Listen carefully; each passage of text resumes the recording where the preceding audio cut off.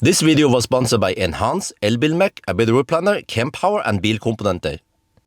Yo, what's up? Today I want to talk a little bit about, well, it's something similar to Tibber griddy boards that you guys probably know. Okay, so we will talk about Tibber, but I need to introduce you guys to Bjørn from NeoWatt. You are the co-founder of NeoWatt. True. And then what is this all about? Well, I mean, I have a point, you know. I have a point why I want to make a dedicated video about NeoWatt. So, Bjørn, what is NeoWatt? Sure. I think the easiest way to explain NeoWatt is it's a home energy management system, but as opposed to just having, say, a smart charging app, we tend to take into account all the energy loads, all the energy consumption that you have in a house. So we can manage both your hot water system, your general heating, floor heating, EVs, solar, batteries, and ensure that all of them play fair and do the best they can to save you money and also make you money. So in comparison to Tibber, many of you guys, many of my followers know Tibber. Sure. So I mean, what is Tibber compared to NeoWatt then? Yeah. So I think important to note, I'm also a Tibber customer. We are in Norway, and I'd say Tibber is one of the more sort of forward-leaning utility companies. They essentially sell you energy, and they have a number of sort of power-ups, you know, a number of features they can add to that where you get savings and other benefits as well. Grid Rewards is one of them. So in a similar fashion, we work where we integrate a lot of these different loads with APIs. So if you already have a car or a charger or a hot water system with Wi-Fi or 4G, just simply connect them to our app, and we're able to put them into a combined system.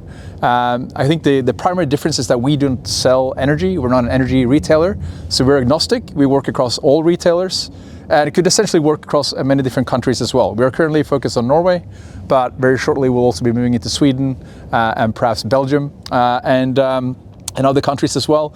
But looking at sort of where we're at today, we focus primarily on the savings and generating income on whatever household loads that you have in your house today. Without sort of adding, you know, a lot of complexity and buying more boxes and stuff, we can do that all that wirelessly as a virtual smart home. I see here we have a quite big NeoWatt heat pump. This is, well, it's a waterborne system, but at least most other places around Norway, we have the smaller heat pumps, the air-to-air heat pumps. Can you make any money or save money on those? I think primarily you certainly save money on having a heat pump. Like obviously you get sometimes as much as 7-to-1 in terms of the output of the energy consumed. So that's awesome. And what that also offers as an opportunity actually is that all the other electrical loads you have in your house are now available as a flexible resource, because this tends to maintain your hot water or the circulation in your floors or other applications like hot water, you know, your tap water as well. So in that context, all the other loads become more flexible. In terms of turning this particular unit on or off, that's not a very good idea. I think in principle, like speaking to NeoWatt, who is the manufacturer, I think they much more rather see this that we manage the set points. So maybe we'll set the temperature lower or the presets lower to reduce the energy consumption, but not turn it off. So it's flexible in one sense, but it also offers more flexibility to the house as a whole. Okay. And here we have the most hated pool. I'm just kidding. But many people are so against the pool. But you know, just for fun, okay, a pool is not that common in most houses in Norway, but water can hold a lot of heat energy. Certainly. Yeah, but the problem is that behind the shed I have also another heat pump, and it can pull only around 3 kilowatts. So could we also, let's say, use the heat pump to make money by putting heat into the pool? Yeah. So I think like with the other pump we talked about before, the ability you have to regulate the electrical loads, essentially your consumption up or down, is not only a way to save money, but also make money. And what I mean by that is throughout periods of time where there's an excess energy in the grid, for instance, say in summertime, a lot of your neighbors here might actually have solar power. And that solar power is sort of, entering into a low voltage grid. And it's actually quite important that we're able to consume that energy as much as where it's produced in a distributed fashion. So in that sense, when the grid companies or the national grid company wants you to actually absorb energy, they're willing to pay you to fill up the pool. So this is more like an energy storage. unit in a sense. So for now, you're actually able to gain benefits of, say, between some euro cents as much as €2 per kilowatt hour to regulate regulate up and down, depending on the area you're in. Wow. So for regulation up, where you consume more energy, maybe some of the peak prices now are around €1-ish. But in summertime, when there's a lot of solar, then you're able to actually extract value from the grid by helping the grid absorbing the energy, and you can put it into the pool or your floor heating or whatever else. But okay, enough about the pool. This is what it's all about, right? This is where most people can do. I think like the most important sort of principle that we've been working towards is just finding latent loads, things that you already have. So if you have one panel heater, this one used to be not as smart. Now we've added a smart socket, which helps a great deal because then we can speak to it. If you have floor heating, if you have a hot water system with Wi-Fi, a car with 4G, essentially just whatever you have at home, we can connect 1 or 100 loads. It doesn't matter. Should be easy and should be smooth to get started and both save and make money on your energy consumption essentially. Another nice bonus I just remember now is that in order to make money on your car needs to be home and plugged in. So while you're at work, this could be generating a little bit of money. Well, actually quite a lot, because like if you think about a car, an average car in at least in Norway, it's sort of considered to be around 5 kilowatt charging effect. And like you said, most of the time a car probably wouldn't be present. So in that case, we wouldn't be able to offer it out into a contract where we can get paid to be available, and we also couldn't activate it.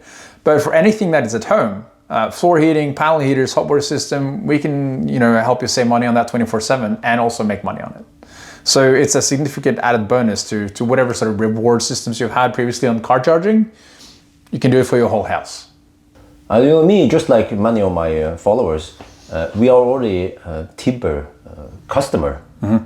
And then if I want to use NeoWatt, can I still get grid reward from Tibber and then get whatever you call it there? Sure. I mean, like the overall category is known as consumer flexibility or demand response. So essentially, if the grid needs help, you're able to act upon that signal from the grid, and that's what we facilitate. Whilst we're not an energy provider, we don't compete with Tibber in that sense. We do have conflicting signals when it comes to grid signals. So you'd still be a Tibber customer. We're actually also integrated with Tibber, the Pulse, so you can use the real-time smart meter with Tibber from the fuse box, and that works directly with NeoWatt. But in terms of like managing these loads concurrently, you're better off using one holistic app, one app that looks into all of it. And the reason being that we don't just look at the car and the charge loads separately like some other providers do. We look at everything as a whole. So we try to sort of manage and shift these loads throughout the day to save you the most amount of money and make the most amount of capacity available for sale in the flexibility market. So you can keep your energy provider as it is, and the preference is probably to have one entity, one app that manages your smarter consumption. But does it mean I need to disable grid reward? Or? In practicality, you need to disable grid rewards. Otherwise, there might be some signals that a player like Tibber will act upon, where they want you to regulate up, whilst the parties we're talking to might regulate down or turn something off. So they can't be in conflict in that sense. So anyway, I'm going to start using the app now, and also I will just connect all those devices, and then I want to see, I think you guys also want to see, what is the potential of savings and actually making money on this house beyond just the charging. And I will probably make a follow-up video in a couple of months. Yeah, I think the important thing to note is that you get a really simple overview. In the app, you can see the consumption, overall consumption per load. You can sort of set different options as to whether or not you want to essentially make and or save money. And you can see the incremental earnings daily.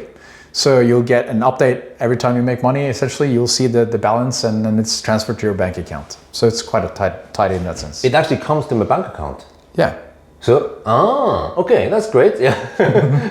But also, the reason why I chose to try to promote this NeoWatt is that I get the impression that you guys are more reactive to feedback and make changes faster. Yeah. I think at the end of the day, it's all about the user. So whoever owns the house or have the electrical loads, we need to find a simple way for them to save and make money on those loads.